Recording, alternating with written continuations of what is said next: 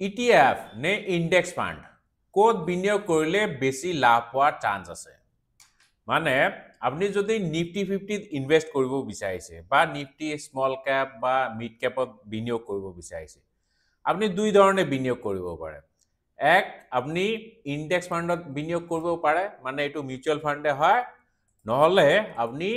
Nifty 50 ইটিএফতো বিনিয়োগ কৰিব পাৰে যেনেকৈ নিফটি 20 আছে ঠিক আছে সো কোনটোত বিনিয়োগ কৰিলে বেছি লাভ পোৱাৰ চান্স আছে আজি আমি ইয়াৰে ওপৰত আলোচনা কৰিম আৰু অকল হেইটোৱে নহয় কেনেকুৱা ধৰণৰ ইনভেষ্টৰে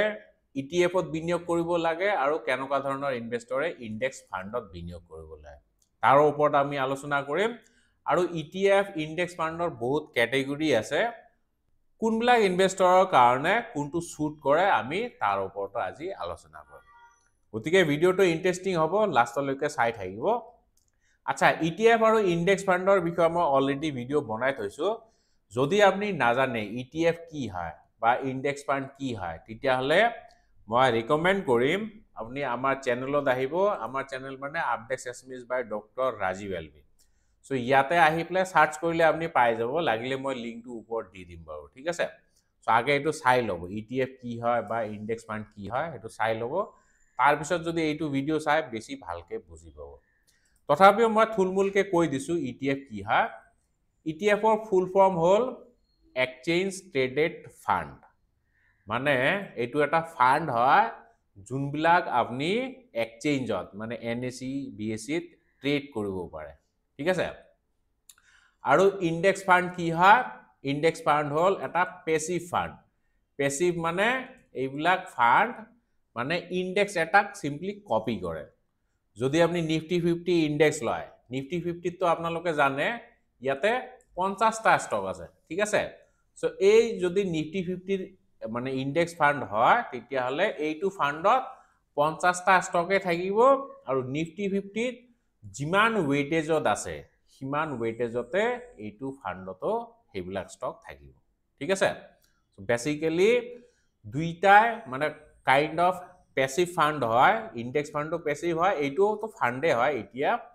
দুইটা মানে এটা ইন্ডেক্স বা বেঞ্চমার্ক এটাক ফলো কৰে ঠিক আছে এতিয়া আপনি কোনটোত বিনিয়োগ কৰিব ইটিএফত বিনিয়োগ কৰিব নে ইন্ডেক্স ফান্ডত বিনিয়োগ কৰিব কাৰ কাৰণে কোনটো সুইটেবল হয় ঠিক আছে সো ইটিএফ চাও ইটিএফত যদি আপনি বিনিয়োগ কৰে যেহেতু এইটো এটা এক্সচেঞ্জ ট্ৰেডেড ফান্ড হয় মানে আমাৰ মাৰ্কেট 915 ত ওপেন হয় আৰু 330 লৈকে চলি থাকে সো যদি আপনি ইটিএফত বিনিয়োগ কৰিব বিচাৰিছে তেতিয়া হলে এই সময়ৰ ভিতৰতে আপনি বাই কৰিব লাগিব ঠিক আছে আৰু ইটিএফ বিলাক একদম ষ্টকৰ নিচিনাকে আপনি যদি ৰিলায়েন্সৰ ষ্টক যেনেকে কিনিব ৰিলায়েন্সৰ প্ৰাইস একদম সেকেন্ডে উঠা নমা হৈ থাকে ইটিএফ বিলাকো তেনেকে সেকেন্ডে উঠা নমা হৈ যাব ইটিএফৰ প্ৰাইসটো ঠিক আছে কিন্তু ইন্ডেক্স ফান্ড বিলাকৰ প্ৰাইসটো তেনেকে সেকেন্ডে ভেৰি নকৰে ইয়াতে আপনি এনএভি পাব নেট এসেট ভ্যালু এনএভি মানে তো গম পায় মিউচুয়াল ফান্ডত যদি বিনিয়োগ কৰিছে এনএভি আৰু ইউনিট গমে পাব সো এনএভিত আপনি কিনিব লাগিব এনএভি মানে মানে মার্কেট ক্লোজ হোৱাৰ পিছত যোনটো প্ৰাইস পাব হেতু প্ৰাইজতে কিনিব লাগিব কিন্তু যদি আপনি ইটিএফত বিনিয়োগ কৰে ইটিএফত আপনি মাৰ্কেট আৱাৰ যোনটো প্ৰাইস চলি থাকিব যেনেকৈ মই নিফটি 20ৰ কথা যদি কৈছো তেতিয়া হলে চাওক মই এইটো এক্সাম্পল লৈছো ঠিক আছে এইদিনা মাৰ্চৰ হয়তো 1 তাৰিখ মান হ'ব এইখিনি মানত ওপেন হৈছে মানে 256 মানত ওপেন হৈছে ফাইনালি 248 ৰ ওচৰত গৈ প্লা বন হৈছে ঠিক আছে সো যদি আপনি ইটিএফত বিনিয়োগ কৰে তেতিয়া হলে ইয়াৰ মাজৰ যিকোনো টাইম ফ্ৰেমত আপনি বাই কৰিব পাৰিব যদি আপনি বিচাৰিছে নাই এতিয়া ভালেখিনি কমি গল মই এইখিনি মানত বাই কৰো হয়তো 248 বা 249 ত বাই কৰিলে ঠিক আছে বা আপনি এইখিনি মানতো বাই কৰিব পাৰে কিন্তু যদি আপনি ইন্ডেক্স ফান্ডত বাই কৰে তেতিয়া হলে মাৰ্কেট ক্লোজ হোৱাৰ পিছত যোনটো প্ৰাইস পাব হেতুৱে এনএভি হ'ব সো এইটো প্ৰাইজতে বাই কৰিব লাগিব আপোনাৰ কেও চয়েস না থাকে ঠিক আছে আপনি ইয়াতো বাই কৰিব পাৰে ইটিএফৰ ক্ষেত্ৰত ইয়াতো পাৰে যিকোনো সময়ত পাৰে কিন্তু ইনডেক্স ফাণ্ডত আপুনি মাৰ্কেট ক্লোজ হোৱাৰ পিছত যোনটো প্ৰাইচ পাব সেইটোতে বাই কৰিব লাগিব ঠিক আছে এইটো মইতো ৰেড ক্যান্ডেল দেখালো যদি আপুনি গ্ৰীন ক্যান্ডেল চাই মই এটা উদাহৰণ লওঁ যেনেকৈ এই দিনা ঠিক আছে ডিসেম্বৰ 26 তাৰিখে সিদিনা মাৰ্কেট বহুত বেছি গ্যাপ ডাউন ওপেন হৈছে সো আপনি যদি ভাবিছে এই গ্যাপ ডাউনটো মানে তলত সাস্টেইনেবল নহয় মই এইটো প্ৰাইজত বাই কৰিব পাৰো ঠিক আছে এইটো প্ৰাইজ মানে 258 কিন্তু মাৰ্কেট ক্লোজ হওঁতে হওঁতে এইখিনি মানত হ'ল 265 266 মানত ক্লোজ হৈ গ'ল সো যদি আপনি গম পাইছে যে মার্কেট ইয়াৰ পৰা ৰিকভাৰ হ'ব তেতিয়াহলে আপনি এইখিনিতে কোবাত বাই কৰিলে হয় তেতিয়া আপনি সস্তাত কিনিব পাৰিলে হয় বেছি কোয়ান্টিটিত কিনিব পাৰিলে হয় কিন্তু মিউচুয়াল ফান্ডৰ ক্ষেত্ৰত বা ইনডেক্স ফান্ডৰ ক্ষেত্ৰত এইটো একো অপশন নাই আপনি ইয়াতে বাই কৰিব লাগিব সো সেইটো ইটিএফৰ সবতছে ডাঙৰ এডভান্টেজ তো এতিয়া আপনি হয়তো ক'ব পাৰে যে ইটিএফত যদি তেনেকুৱা হয় তো সবে তো ইটিএফে কিনিব নহয় না ইনডেক্স ফান্ড কোনে কিনিব চাওক মার্কেট কোন পিনে যায় কোত গৈ পেলাই ৰখে হেতুটো আপনি নাজানে জেনারেল মানুহ জেনারেলি হেতু নাজানে যদি আপনি এনি টাইম মার্কেটত লাগি থাকে মার্কেটত আপনি টাইম দি আছে তেতিয়া হলে আপনি গম পাব কোত সাপোর্ট আছে কোত রেজিস্ট্যান্স আছে অ্যাকর্ডিংলি আপনি বাই সেল কৰিব পাৰিব কিন্তু ধৰি লওক আপনি এজন স্যালাৰিড পাৰসন হয় বা আপনি বিজনেস কৰি আছে সো তেনেকুৱা হলে তো আপোনাৰ এইবিলাক চাই থাকিবলৈ টাইম নাই নহয় না সো যদি আপনি তেনেকুৱা বিজি প্ৰফেশনাল হয় তেতিয়া হলে গো ফৰ ইনডেক্স ফান্ড আৰু যদি আপনি মাৰ্কেটত টাইম দিব পাৰে মাৰ্কেটত লাগি থাকে তেতিয়া হলে আপনি ইটিএফত বিনিয়োগ কৰিব পাৰে ঠিক আছে এতিয়া নেক্সট কোৱেশ্চনটো হল ইটিএফ তো বহুত আছে যেনেকে মই এইটো নিফটি 20 দেখালো মানে এইটো নিফটি ইটিএফ আপনি ইচ্ছা কৰিলে সেনসেক্সৰ ইটিএফতো মানে বিনিয়োগ কৰিব পাৰে মই ইয়াতে দেখাই দিছো সেনসেক্সৰ ইটিএফ আছে এইটো চাওক মিৰাই এসেট ইটিএফ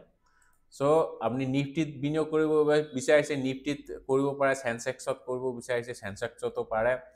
আৰু যদি আপনি ভাবিছে নাই মই নিফটি নেক্সট 50 ত বিনিয়োগ কৰিম নেক্সট 50 বোলা এটা ইনডেক্স আছে মানে নিফটি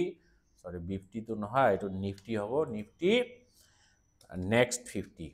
নিফটি নেক্সট এইটো নেক্সট 50 মানে নিফটি জুনিয়ৰ ঠিক আছে নিফটি নেক্সট 50 এর এটা ইটিএফও আছে নেক্সট মই ইটিএফ বুলি দি দিও এইটো চাও এসবিআই ইটিএফ নিফটি নেক্সট 50 ঠিক আছে সো অকল এনেকুৱাই নহয় নিফটি নেক্সট 50 আপনি স্মল ক্যাপ বিচাৰিলে স্মল ক্যাপৰ ইটিএফ পাব বা স্মল ক্যাপ ইনডেক্স ফান্ডো পাব যেনেকে ইয়াতে মই দেখাই দিও নিফটি স্মল ক্যাপ আছে মিড ক্যাপ আছে Motilal Oswal Nifty mid cap 150 index fund 250 small cap fund আছে ঠিক আছে আৰু আপনি যদি বাহিৰৰ মাৰ্কেটত বিনিয়োগ কৰিব বিচাৰিছে ইউএস মাৰ্কেটত সো আপনি ডাইৰেক্টলি তেওঁলোকৰ ষ্টক নিকিনাতকে আপনি তেওঁলোকৰ ইটিএফও কিনিব পাৰে নেসডাক বা আপনি ডাও জোন্স বা আপনি এসএনপি ইটিএফ কিনিব পাৰে ঠিক আছে সো বহুত ধৰণৰ অপচন আছে যেনেকে এক্সিসৰ নিফটি 100 মানে ইন্ডিয়াৰ টপ 100 কোম্পানীত বিনিয়োগ কৰিব পাৰে তাৰ পিছত আৰু বহুত আছে আইসিআইসি প্ৰো নিফটি 50 এইটো তো পালুৱে আমি এইটো চাইনিজ মাৰ্কেটত আপনি যদি বিনিয়োগ কৰিব বিচাৰিছে এনেকুৱা ইহঁতৰ ফান্ড আছে এইবিলাক হল সব ইনডেক্স ফান্ড ঠিক আছে Edelweiss greater China equity offshore fund so এইবিলাকতো বিনিয়োগ কৰিব পাৰে সো ঢেৰ অপশন আছে আৰু এইবিলাক তো আছে লগতে থিমেটিক কিছুমান ফান্ডো আছে যেনেকে আইটি সেক্টৰত বিনিয়োগ কৰিব বিচাৰিছে বা ফাৰ্মা সেক্টৰত বা বেংকিং সেক্টৰত বিনিয়োগ কৰিব বিচাৰিছে সো আপনি অ্যাকৰ্ডিংলি সেইবিলাক ইনডেক্স ফান্ডতো বিনিয়োগ কৰিব পাৰে আৰু ইনডেক্স ফান্ড বুলি নহয় আপনি যদি মাৰ্কেটৰ টাইম দি আছে তেওঁলোকৰ ইটিএফ আছে ইটিএফতো বিনিয়োগ কৰিব পাৰে ঠিক আছে যেনেকে মই নেসডাক 100 বুলি দেখাও নেসডাক 100 ইটিএফ বুলি এটা আছে এইটো আচ্ছা এইটো মতিলাল ওসৱালৰ হয় এইটো চাওক মন 100 মানে এইটো হল নেসডাক 100 ইটিএফ আপনি যদি নেসডাকত বিনিয়োগ কৰিব বিচাৰিছে তেতিয়ালে তাৰ ষ্টক নিকিনি পেলাই আপনি সিম্পলি নেসডাকৰ ইটিএফ টো কিনিব পাৰে আৰু মই যদি দেখাও আইটি ইটিএফ আপনি আইটি ইটিএফ আপনি সেক্টৰ এনালাইসিস কৰিব বিচাৰিছে সো আপনি আইটিৰ ETF কিনিব পাৰে, যেনেকৈ মিৰা IT ETF আছে, ইয়াতে বিনিয়োগ কৰিব পাৰে, ঠিক আছে। এতিয়া কুৱেশ্যনটো হ'ল, এনেকুৱাতো বহুত অপশ্যন আছে, যেনেকৈ মই মেজৰ ইণ্ডেক্স কিছুমান দেখালোঁ, যেনেকৈ নিফটি 50 বা সেনসেক্স, বা আপুনি নিফটি নেক্সট 50 আছে, মিড কেপ আছে, স্মল কেপ আছে, ক'ত বিনিয়োগ কৰিব। আৰু কিছুমান সেক্টৰেল ETF আছে বা সেক্টৰেল ইণ্ডেক্স ফাণ্ডো আছে। সো ক'ত বিনিয়োগ কৰিব। চাওক, আপুনি যদি মাৰ্কেটত বহুত বেছি টাইম দিব পাৰে, তেতিয়াহ'লে সেক্টৰৰ বিষয়ে যদি আপোনাৰ ভাল নলেজ আছে, তেতিয়াহ'লে আপুনি সেক্টৰেল ETF বা সেক্টৰেল ফাণ্ড, ইণ্ডেক্স ফাণ্ড, সেইবিলাকতো বিনিয়োগ কৰিব পাৰে। এইবিলাক অলপমান ৰিস্কি হয়, ঠিক আছে। সেক্টৰেল ফাণ্ডবিলাক ৰিস্কি, যদি আপোনাৰ সেক্টৰেল এনালিচিছ ভাল নহয়, তেতিয়াহ'লে মানে লেনে কা দেনা পৰ सकता है, মানে আপুনি ভাবিছে প্ৰফিটেবল হ'ব বুলি, কিন্তু লছো খাব পাৰে। আৰু যদি আপুনি মাৰ্কেটত ইমান বেছি টাইম দিব নোৱাৰে, কিন্তু অলপমান ৰিস্ক ল'ব বিচাৰিছে, তেতিয়াহ'লে আপুনি স্মল কেপ ETF বা স্মল কেপ ফাণ্ড, যোনবিলাক ইণ্ডেক্স ফাণ্ড, তাতো বিনিয়োগ কৰিব পাৰে। যদি আপোনাৰ ৰিস্ক এপেটাইট অলপমান কম, তেতিয়াহ'লে আপুনি মিড কেপ ETF বা ফাণ্ডত বিনিয়োগ কৰিব পাৰে। যদি ৰিস্ক ল'ব বিচৰা নাই বেছি, তেতিয়াহ'লে লাৰ্জ কেপ মানে আপুনি নিফটি বা সেনসেক্সত বিনিয়োগ কৰিব পাৰে, ঠিক আছে, লাৰ্জ কেপ ফাণ্ড। আৰু যদি আপুনি একদম সেফ খেলিব বিচাৰে, তেতিয়াহ'লে কিছুমান বন্ড ETF আছে। এইবিলাক মাৰ্কেটৰ লগত লিংক নাই, এইবিলাকত আপুনি একদম ফিক্সড ৰিটাৰ্ণৰ নিচিনা ৰিটাৰ্ণ পাই থাকিব। FD কৰিলে যেনেকুৱা হয়, তেনেকুৱা ধৰণৰ ৰিটাৰ্ণ আপুনি এই বন্ড ETFত পাই থাকিব। সো মই এটা উদাহৰণ দিওঁ, বন্ড ETF মানে ভাৰত বন্ড বুলি এটা ETF আছে। আপুনি যদি বিচাৰে তেনেকুৱা ধৰণৰ বন্ডতো বিনিয়োগ কৰিব পাৰে, বন্ড ETFত, ঠিক আছে। আৰু যদি আৰু সেফ খেলিব বিচাৰিছে, তেতিয়াহ'লে আপোনাৰ গোল্ড ETF আছে বা আপোনাৰ সিলভাৰ ETF আছে, সেইবিলাকতো বিনিয়োগ কৰিব পাৰে।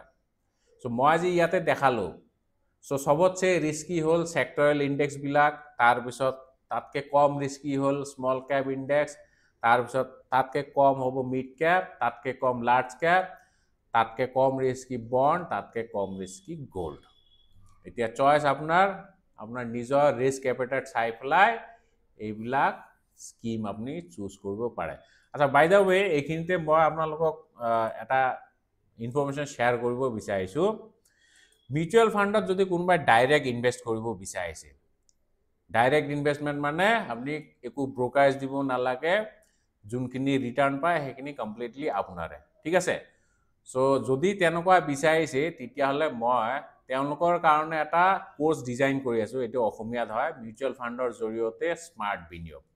Choosing the best funds and rebalancing strategy. যদি আপুনি ভাল ফাণ্ড কোনটো হয়, আপোনাক কোনটো শ্বুট কৰে, সেইটো জানিব বিচাৰিছে, মিউচুৱেল ফাণ্ড বেছিকখিনি জানিব বিচাৰিছে, তেতিয়াহ'লে এইটো কোৰ্চত চব পাব। আৰু যদি আপুনি ভাল ৰিটাৰ্ণ পাব বিচাৰিছে, তেতিয়াহ'লে আপুনি অকল বিনিয়োগ কৰি থ'লে নহ'ব, মাজে মাজে ৰিবেলেন্সো কৰিব লাগিব। সো ৰিবেলেন্স কেনেকৈ কৰিব লাগে, এইটো কোৰ্চত আলোচনা কৰা গৈছে। আৰু আপোনালোকে হয়তো বহুতেই শুনিছে quant mutual fund, quant small cap fund বা পাৰস্পৰিক ফ্লেক্সি কেপ ফাণ্ড। সো ইহঁতৰ ৰিটাৰ্ণ কিয় ইমান বেছি হ'ল, আৰু এইটো নাভাবিব যে এতিয়া বিনিয়োগ কৰিলে হয়তো ফিউচাৰ আৰু ৰিটাৰ্ণ পাম, সেইটো গেৰাণ্টিড নহয়। সো কিহৰ কাৰণে ইমান বেছি ৰিটাৰ্ণ দিছে, তাৰ মই এটা কেছ ষ্টাডিও ইয়াতে দিছোঁ। তাত বহুত ধৰণৰ কেছ ষ্টাডি আছে। সো সেইটো চালে আপোনালোকে গম পাব কিয় ফাণ্ড এটা ভাল ৰিটাৰ্ণ দিয়ে। অকল আপুনি হিষ্টৰিকেল ৰিটাৰ্ণ চাই পেলাই যদি বিনিয়োগ কৰে, তেতিয়াহ'লে ভগৱানৰ ভৰসাত এৰিব লাগিব আপোনাৰ return. So past return doesn't guarantee future return, ঠিক আছে। সো যদি মিউচুৱেল ফাণ্ডৰ ABCDৰ পৰা আৰম্ভ কৰি choosing the best fund and rebalancing strategy জানিব বিচাৰিছে, তেতিয়াহ'লে এইটো কোৰ্চ আপোনালোকৰ বাবে একদম পাৰফেক্ট হ'ব, ঠিক আছে। সো এইটো কোৰ্চ লোৱাৰ পিছত আপুনি কোনো এজেণ্টকো পইচা দিব নালাগে বা ডিষ্ট্ৰিবিউটৰ বা এডভাইজাৰক পইচা দিব নালাগে, আপুনি নিজে ডিচিশ্যন ল'ব পাৰিব কোনটো ফাণ্ডত বিনিয়োগ কৰা ভাল হ'ব, ঠিক আছে। সো ডিচিশ্যন আপোনালোকৰ, মই জাষ্ট ইনফৰমেশ্যনটো দিছোঁ। এতিয়ালৈকে পাব্লিছ হোৱা নাই, হয়তো এই মাহৰ শেষৰ পিনে পাব্লিছ হৈ যাব পাৰে। সো যিয়ে নহওক, ETF আৰু ইণ্ডেক্স ফাণ্ড কি হয় গমটো পাইছে আৰু কেনেকুৱা ধৰণৰ ফাণ্ডত কেনেকুৱা ধৰণৰ ইনভেষ্টৰে বিনিয়োগ কৰিব লাগে তাৰ বিষয়ে আপোনালোকে গম পাইছে। চ' ভিডিঅ'টো একেবাৰে শেষলৈকে চোৱাৰ বাবে অশেষ ধন্যবাদ। জয় আই অসম।